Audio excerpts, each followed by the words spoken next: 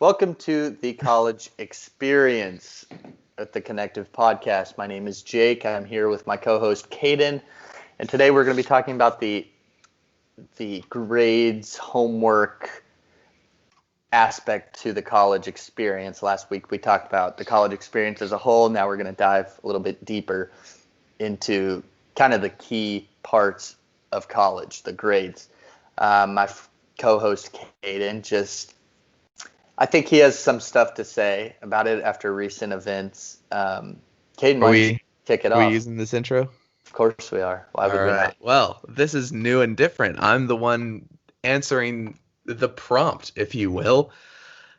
I have a lot to say about grades in college. One, it's gonna be hard. 100%. You may hear, oh, a class is easy. Yes, classes will be easy, and you will get A's in them, and that is absolutely true. You will also have to deal with classes that don't make a lot of sense. And whether that's from a grading perspective, from a group or teamwork perspective, or from even just an information perspective, it's not always going to make the most sense.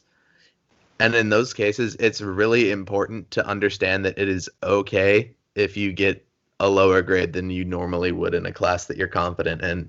Because college just has stricter material, and college just has more challenging, topics. And as you get more and more into the curriculum, it's just going to get that much more challenging, which is why last week I talked about, oh, I studied for 15 to 30 hours a week. And I'm glad I did. I mean, I had a class where I just got an 89.3. And the pain of that grade is the worst feeling I've experienced in a month, which is saying a lot. But it was something I had to just say, all right, you know what? That was just a bad situation. A couple grades didn't go my way. It is what it is. Just got to pick myself up, move on to the next. And that is so crucial in college, is just to say, yes, I have done my best. It wasn't the grade I wanted, but it was still enough. And now I'm just going to move on to the next class because there's no point in dwelling on it. So, Jake, where do you stand on this situation, on grades as a whole? Well, going through the 89.3 with you, that was rough. My grade in the exact same class was a little bit lower than that, so I kind of accepted it. But my other grades are fine. It's my lowest grade. But I think it's a big important thing in college. There's going to be those classes. Everybody you've talked to who has graduated said, "Oh, my freshman English class or my sophomore math class was." They all have. Everybody has that one class they didn't do well in, and maybe this will be yours, Caden.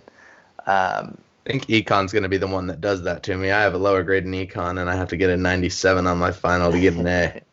But that one, I've accepted my fate a little bit. I mean, that one I'm going to try to get out of. But yeah.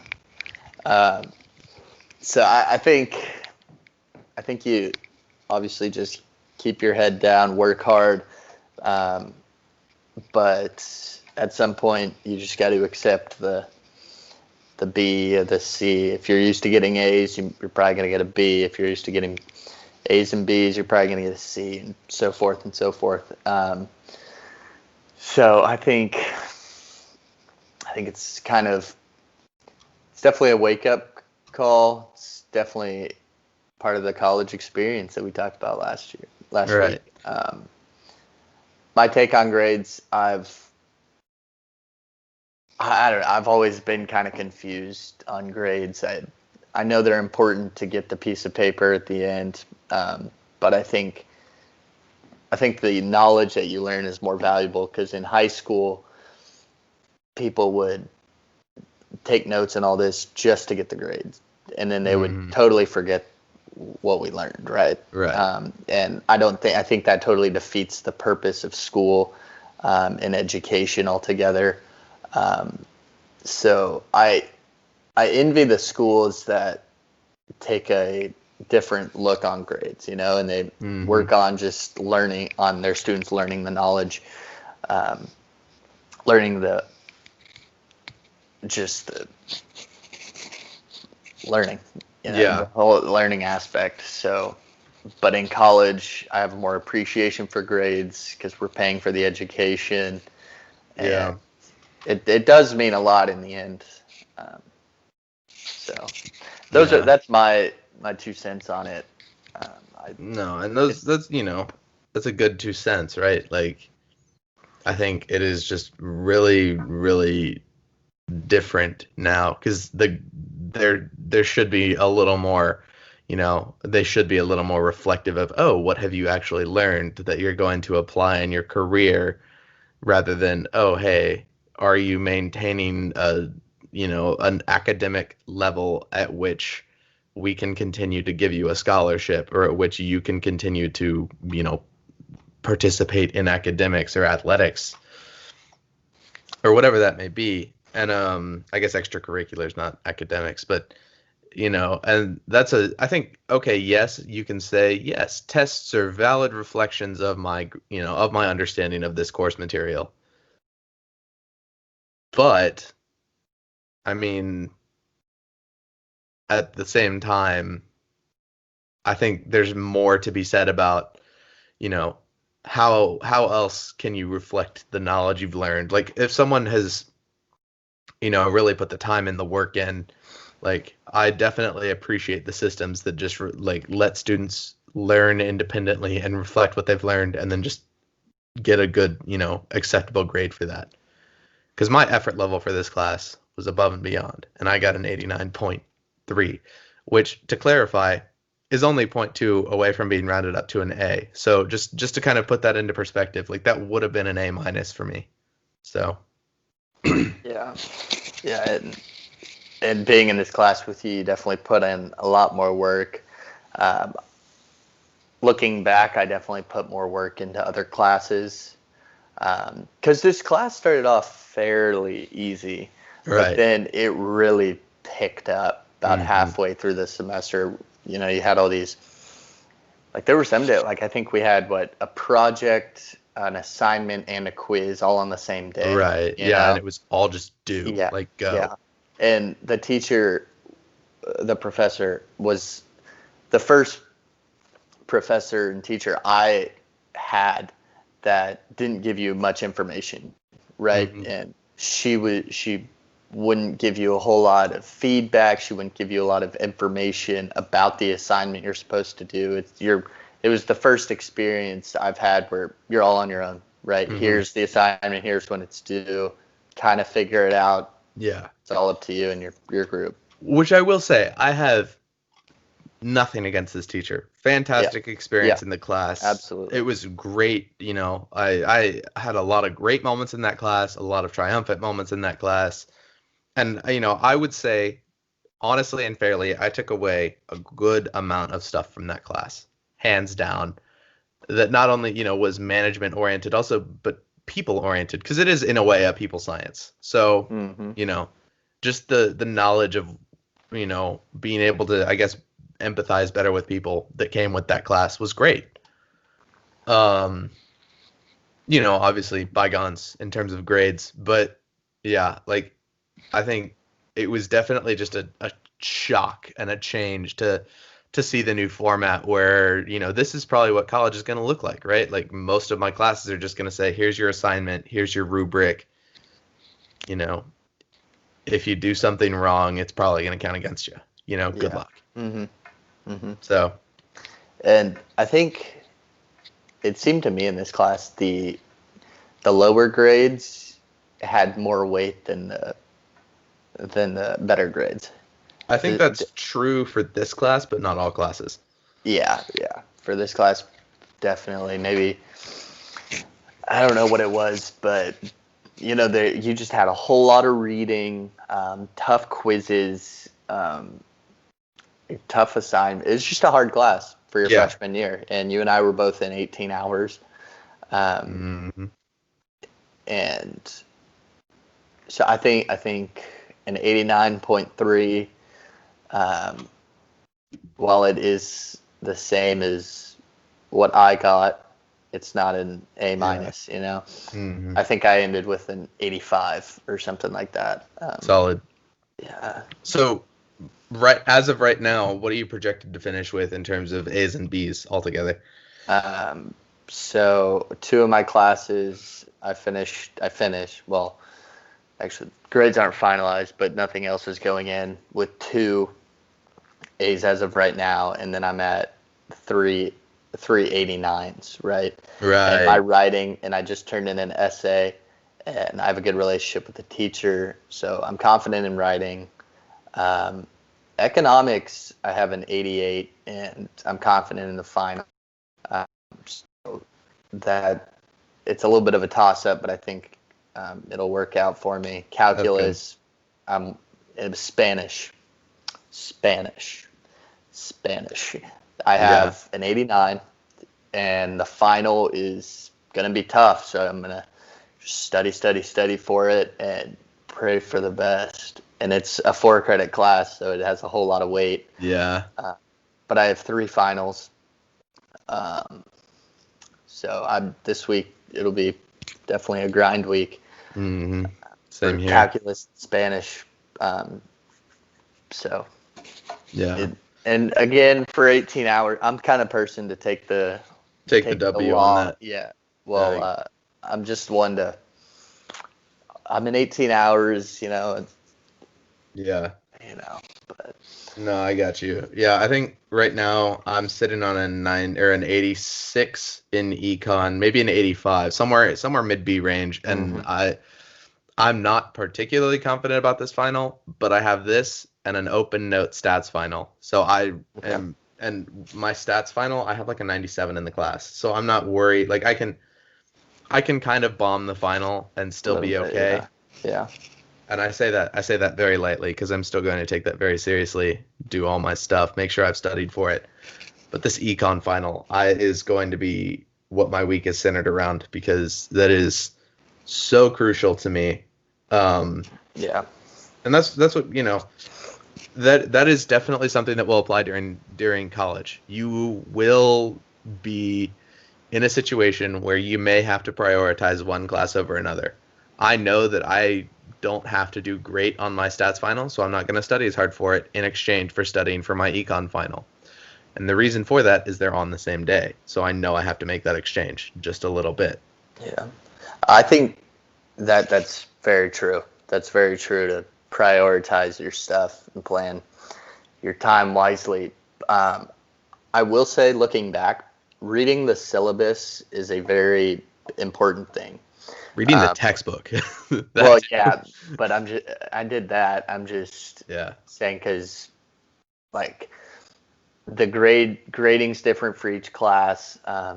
Like our management class, we had these 3 out of class participation assignments, and I didn't read that. I didn't read the syllabus as closely as I should have because I didn't know about this until about 2 weeks ago. Right. I got it done, thankfully. Got a 3 out of 3. Nice. Nice. Um, I'm not going to I talk don't. about that.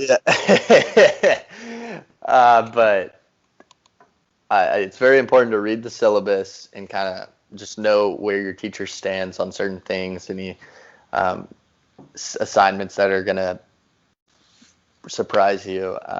I think limiting your surprises in college is a very good thing. Right. Is very important. Yeah, and I agree with that. I think just putting yourself in a position where you know what's going to happen with your grades, like you can confidently be able to say, yes, I'm going to get an A in this class, a B in this class. Just being able to have the confidence of the grade itself is so good to have. Yeah, Even if it's not the grade you want, like just to be able to be confident in it, like that's so useful and beneficial. And it takes a lot of your stress away so you know how to study and prepare for what you need to study and prepare for. absolutely, absolutely.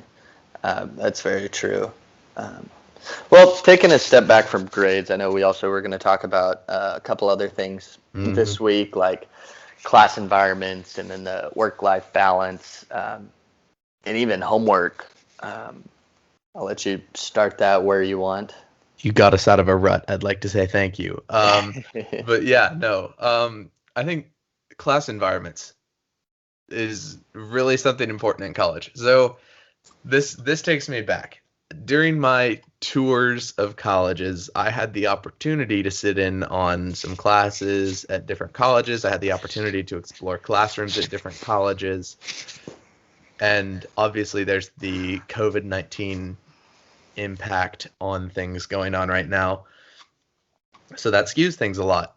But, you know, I personally like a classroom environment where I can be in person and at some point interact with the teacher. That is how I learn. I listen, I take notes, I ask questions, and I usually try to participate in class discussions. That's my way of learning. So, to see this Zoom and, focused environment was definitely a change for me personally. So, what were you expecting? And what do you think like we should expect going forward? So, like you, I sat in on some classes. So it's like, oh, this is cool. This is in kind of a smaller class environment, depending on the class. Um, but then when I got there, it was all Zoom, and I knew that going into it. And I wasn't entirely sure what that meant, or how that would work, but Right. I think it worked out fine. I really do. I think where you can decide where to choose or where to take your class, um, and participating really was almost similar to being in person, I think. Um, it, I really didn't mind Zoom class. Everyone gives Zoom classes a hard time just because it's a change, right? It's new, Hmm. but I really didn't mind it at all. Yeah. It gave you more freedom.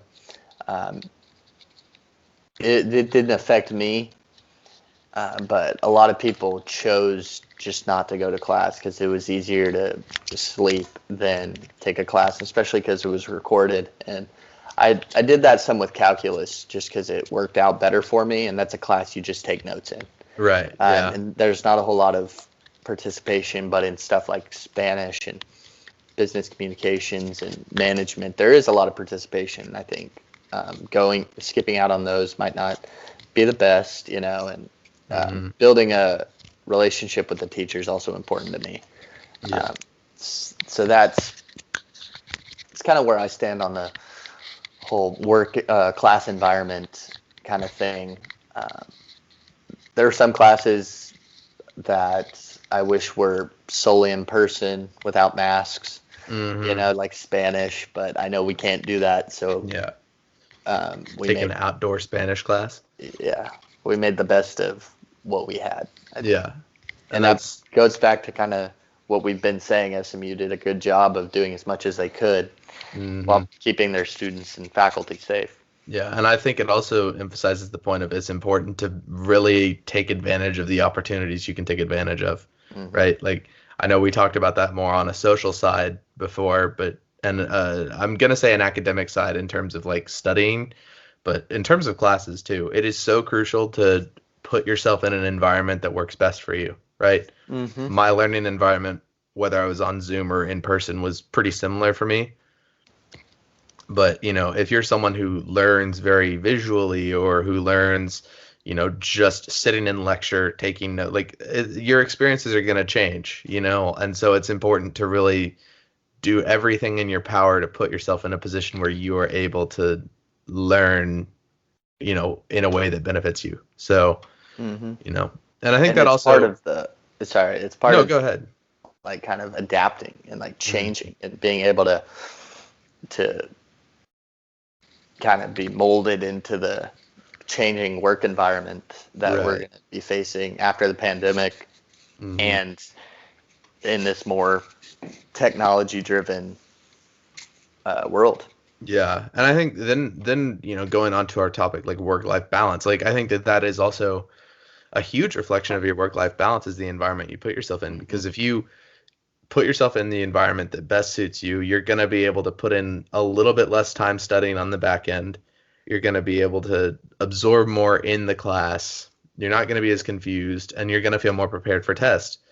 and you're going to then obviously be able to balance your homework workload with any other workloads you may have with your life, your fun time, your sleep, all of that. Because sleep is important, no matter what I say. Sleep is important, and I think you much more than I do. But I'm one. I'm one to risk sleeping to stay up, not to the extent that my co-host is. Don't be like me. That's not. I'm not even gonna say do as I say, don't do as I do. Just don't be like me, ever. Tell us about your latest sleep schedule last night, just to give this audience a reference. Oh boy. All right. Well, since we're down to our last minute, we can have story time. So before we finish the show, I work as a freelance marketer. I not like the entrepreneurial scam, like, oh, let me, show you my $5,000 course and I'll teach you everything you need to know to be a millionaire. No. But I do some contracting with some clients, and I didn't have to. I chose to stay up until 3:30 last night. That was a Saturday night to finish most of my clients' work by the deadline I set for myself. And then we're recording this at 8:30 in the morning as we speak. So, not my worst night. Got about 4.5 hours of sleep, but definitely not something I'd recommend to someone on a regular basis, despite what I've done in the past. So, that is truly something you need to really decide is how much sleep you want to get and how much sleep you have to get. Because I did not do that, and I'm paying the price for it. In college, I think it's definitely, again, going back to how much you utilize the resources, the people who just stay in bed all day. I can't understand that. I like to just get up early. I'll get up anytime early. Staying up late's a little bit harder, but I can get up early just about no problem. And there's some nights where I get 4 or 5 hours of sleep, and I don't mind that. I can function. Yeah. But I know we're running out of time. But I think, again, college is just all up to you. Everything, all your choices are up to you. And I didn't really know what that meant going into it, but I definitely, after my first semester, it's everything is up to you. Yeah. How much time you spend studying, how much time you spend going out with friends and doing all that. Sleep, eating, everything is up to you. Yeah. And I think that's a good closing point for this week's topic. I was gonna say, and with that, so you're right on that. So, but yeah, so and with that, it is unfortunately time for us to end for the week. We will be back next week talking about professional opportunities. So stay tuned for that, and we'll keep connected.